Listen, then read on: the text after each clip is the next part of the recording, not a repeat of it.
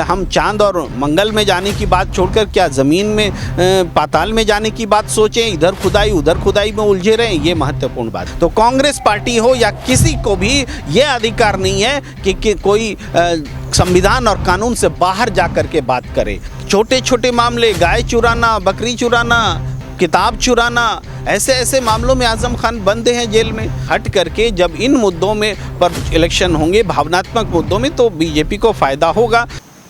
Sir, अभी आप बता रहे थे आजम खान को लेकर के कि कुछ नया एक सुप्रीम कोर्ट इस्तेमाल कर रही है अपने अनुच्छेद को लेकर, और जो अभी राजीव गांधी के हत्यारों को छोड़ा गया, उन दोनों पर सर कौन से अनुच्छेद के तहत सुप्रीम कोर्ट अपने पावर का इस्तेमाल कर रही है, ज़रा बताएँ।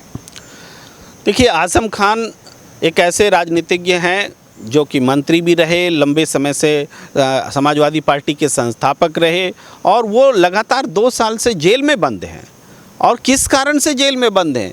आश्चर्य है। छोटे छोटे मामले, गाय चुराना, बकरी चुराना, किताब चुराना, ऐसे मामलों में आजम खान बंद हैं जेल में। और एक मामले में उनको ज़मानत मिलती भी नहीं है, दूसरा और केस लाद दिया जाता है। यानी वो जेल से नहीं छूटे, इसके लिए न्यायालय से बाहर कोई शक्ति है जो सक्रिय है और न्यायालय का दुरुपयोग कर रही है। इस बात को सुप्रीम कोर्ट ने समझा। सुप्रीम कोर्ट ने कहा कि हम इनको अनुच्छेद 142 की शक्ति का इस्तेमाल करते हुए, अपनी ताकत का इस्तेमाल करते हुए आजम खान को जमानत देते हैं 2 हफ्ते के लिए। और लेकिन उनकी नियमित जमानत याचिका सुनी जाएगी निचली अदालत में। अगर उनके खिलाफ फैसला आता है तब भी 2 हफ्ते और वक्त दिया जाएगा आजम खान को, ताकि वो अपील कर सके। ये एक तरह से राहत है आजम खान के लिए। लेकिन जो सवाल मैं उठा रहा हूँ कि एक नेता जो लगातार 2 साल से जेल में बंद है और वो बाहर नहीं निकले, इसके लिए सारे प्रयास किए जा रहे हैं, उस पर सुप्रीम कोर्ट ने एक तरह से मुहर लगाई है, अदालती कमियों को स्वीकारा है और अपनी उस शक्ति का इस्तेमाल किया है जिसमें किसी को अन्याय होने से रोका जा सके। अनुच्छेद 142 यही है। यही अनुच्छेद 142 राजीव गांधी के मामले में, राजीव गांधी के हत्यारे पेरारिवलन जो जेल में हैं, जिनका उम्र कैद में जिनकी सज़ा तब्दील कर दी गई थी, उस मामले में भी इस्तेमाल हुआ। यहाँ भी संक्षेप में मैं आपको बता दूं कि पेरारिवलन जो है वो उन पर पहले हत्या करने का और उसमें सहयोग करने का आरोप पुष्ट पाए जाने के बाद उन्हें मौत की सज़ा सुनाई गई। और मौत की सज़ा को जब इन्होंने याचिका लगाई राष्ट्रपति के पास, तो राष्ट्रपति के पास 11 साल तक, आप सोचिए, मैं जोर देकर कह रहा हूँ, 11 साल तक याचिका पड़ी रह गई। अब एक याचिकाकर्ता क्या याचिका लगाने के बाद याचिका पर फैसले की उम्मीद नहीं करेगा?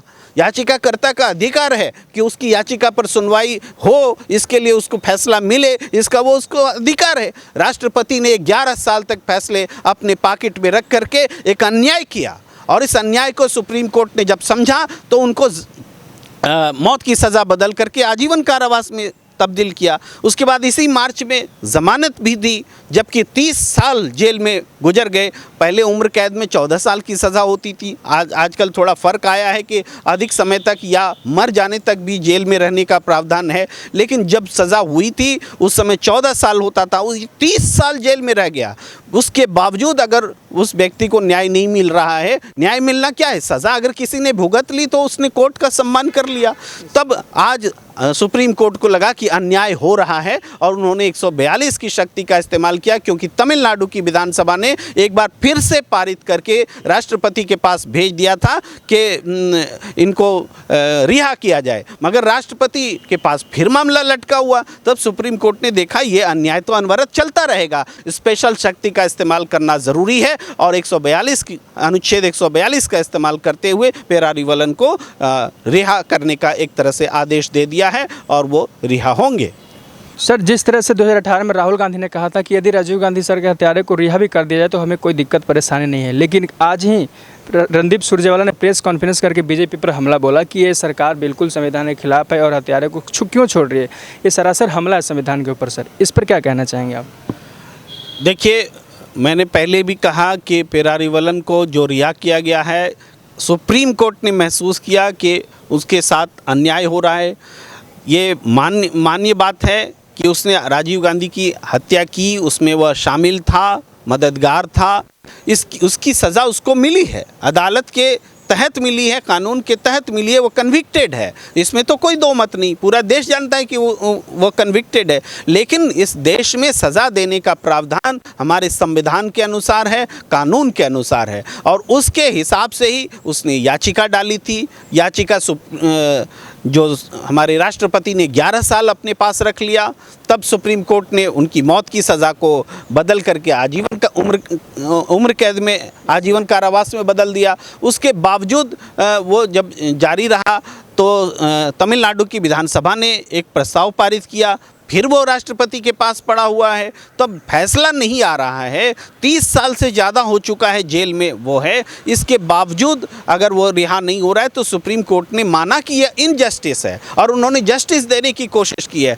तो कांग्रेस पार्टी हो या किसी को भी ये अधिकार नहीं है कि कोई संविधान और कानून से बाहर जा कर के बात करे। वो उनकी रिहाई हुई है, संविधान और कानून के तहत हुई है, सुप्रीम कोर्ट से आदेश से हो रही है, तो इसलिए इसका वेलकम किया जाना चाहिए। जहाँ तक राजीव गांधी का सवाल है तो पूरा देश उनकी हत्या से मर्माहत था, सारा देश इस हत्या को गलत कहता है और हत्यारों की निंदा करता है, लेकिन हत्यारे को कानून के तहत ही सज़ा मिल सकती है, ज़्यादा नहीं। सर, सवाल अभी उठ रहा है कि 2024 का एक तरह से बीजेपी एजेंडा सेट कर रहे हैं, ज्ञानवापी को लेकर, मथुरा हो गया या कुतुब मीनार को सर विष्णुपद का मंदिर भी बताया जा रहा है। सर, इसमें कितना सच्चाई है सर, या क्या ये भी है कि 2024 का सच में मंच सेट कर रही है बीजेपी? देखिए, हमने पहले भी कहा कि भारतीय जनता पार्टी खुल करके अब कि कोई नया मुद्दा खड़ा करते हुए दिख नहीं रही है, लेकिन उनसे जुड़े हुए लोग श्रद्धालु बन करके, हिंदू बन करके वो मुकदमे लगा रही है और मामले को सामने में ला रही है।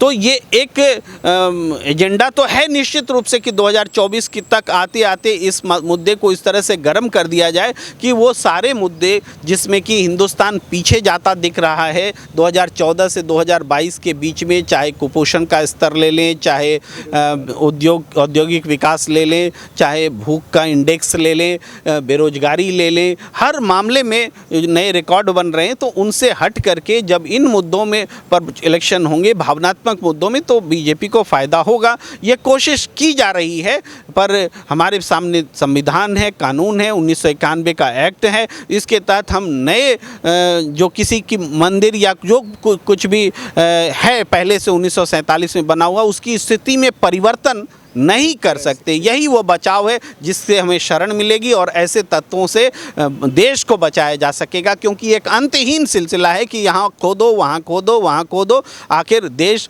हम चांद और मंगल में जाने की बात छोड़कर क्या ज़मीन में, पाताल में जाने की बात सोचें? इधर खुदाई उधर खुदाई में उलझे रहें, ये महत्वपूर्ण बात है।